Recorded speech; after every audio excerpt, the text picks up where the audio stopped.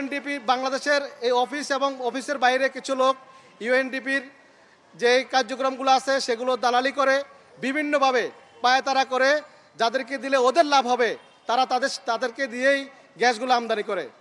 যদি R22 gas বাংলাদেশে আনতে হয় তাহলে নতুনদেরকে লাইসেন্সের আওতায় নিয়ে আসতে হবে। 2 নম্বর হলো, ইতিপূর্বে অন্যান্য গ্যাসের যে লাইসেন্স ছিল ওটাও বন্ধ করে দিয়েছে। ওটা বন্ধ করে বাজারকে আরও অস্থিতিশীল করে প্রত্যেকটি গ্যাসের চড়াও মূল্য এখন বাজারে বিক্রি হচ্ছে।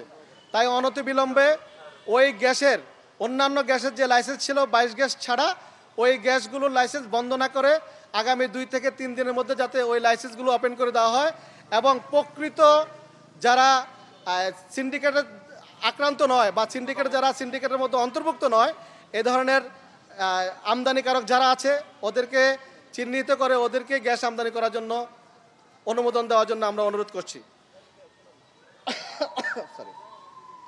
এছাড়াও আমাদের দাবিগুলো বলতেছি, এছাড়াও আমাদেরকে বাংলাদেশ RSC সেক্টরকে আমরা পরিবেশ অধিদপ্তরের স্টেক হোল্ডার হিসেবে ঘোষণা করার জন্য দাবি জানিয়েছিলাম। ওনারা আমাদেরকে আশ্বস্ত দিয়েছিলেন, কিন্তু গত 2 মাসে এর কোনো ফল আমরা পাইনি। আমাদের 3 নম্বর দাবি হলো, ব্রাহ্মার সিন্ডিকেটের সভাপতি, প্রাক্তন সভাপতি আসাদুজ্জামান এবং তার সাথে যারা জড়িত আছে এই গ্যাস সিন্ডিকেটের সাথে, এবং অফিসের আমরা যতটুকু জানি জিয়াউল হক সাহেব সহ আরও যারা জড়িত আছেন ওনাদেরকে তদন্ত সাপেক্ষে ওনারা দোষী সাব্যস্ত হলে ওনাদেরকে আইনের আওতায় নিয়ে এসে এবং নতুন করে তদন্ত কমিটি গঠন করে বাজারকে স্থিতিশীল রাখার জন্য আমরা দাবি জানাচ্ছি। আমরা আরও জানতে পেরেছি ইউএনডিপি আমাদের এই গ্যাসগুলো অনুমোদন দেওয়ার জন্য ইউএনডিপি থেকে সহযোগিতা করা হয় এবং ইউএনডিপি বাংলাদেশের এই অফিস এবং অফিসের বাইরে কিছু লোক ইউএনডিপির যে কার্যক্রমগুলো আছে সেগুলো দালালি করে বিভিন্নভাবে পায়তারা করে, যাদেরকে দিলে ওদের লাভ হবে তাদেরকে দিয়েই গ্যাসগুলো আমদানি করে। আমরা আপনাদের মাধ্যমে জানিয়ে দিতে চাই, ইউএনডিপি যে গ্যাসগুলোর জন্য অনুমোদন দেয় সেগুলো যেন অবশ্যই যাচাই বাছাই পূর্বক প্রকৃত আমদানিকারকদেরকে তারা যাতে এই গ্যাসগুলো অনুমোদনের জন্য দেওয়া হয়। আমরা জনগণের মৌলিক অধিকার আদায় করার জন্য আমরা এখানে নেমেছি।